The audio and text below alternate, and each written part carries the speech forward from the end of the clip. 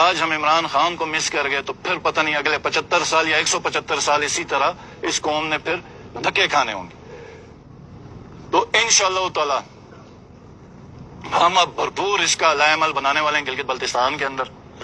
Start جو کل کا دن ہے، جو سربراہ آ رہا ہے سنا ہے گلگت بلتستان میں، ڈاکو اعظم. میں پورے گلگت بلتستان میں سب سے درخواست کرتا ہوں، دیکھیں میں خان صاحب کی ایک آپ کو تقریر سے ہی ایک آپ کو حوالہ دیتا ہوں کہ انہوں نے ایک دفعہ کہا جو میں بار بار سنتا ہوں کہ کوفے کے لوگوں کو پتا تھا کہ امام حسین پاک حق اور سچ پہ، لیکن انہوں نے کربلا کے شہداء کا ساتھ نہیں دیا یزید کے خوف سے. یہ آج محرم کا مہینہ ہے، اسی کا درس ہے. آپ خود اپنے دل پہ فیصلہ کریں کہ حق اور سچ پہ کون ہے. یہ جو کل آ رہے ہیں ادھر،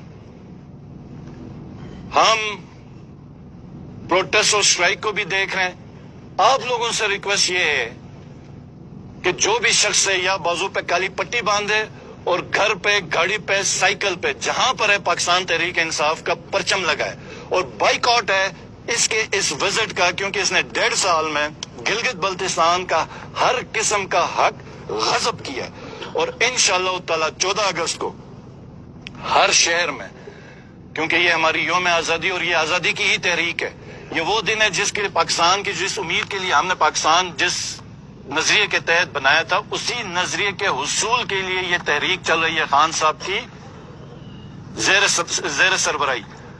تو 14 اگست کو ہر شہر میں ریلی ہوگی اور پاکستان کا پرچم ہوگا اور پاکستان تحریک انصاف کا پرچم ہوگا. اور میں آخر میں تمام سننے والوں کو ایک ریکویسٹ کروں گا کہ اگر آپ، مجھے پتہ ہے کیونکہ ظلم جو آج کل ہم دیکھ رہے ہیں پورے ملک بھر میں، تو جہاں پہ بھی پروٹیسٹ ہو رہے ہیں بالکل پیسفل پروٹیسٹ آپ شامل ہو جائیں اور پرچم پاکستان تحریک انصاف کا ضرور لگائیں. یہ آپ کی طرف سے ایک رائے کا اظہار ہوگا، چاہے سائیکل ہے، چاہے ریڈی ہے، چاہے گھر ہے، چاہے آپ کا ٹینٹ ہے، چاہے آپ کا گھر ہے، چاہے آپ کا دفتر ہے، پاکستان تحریک انصاف کا پرچم لگائیں اور یہی تحریک انشاءاللہ تعالی ہم گلگت بلتستان میں شروع کریں. بہت بہت شکریہ.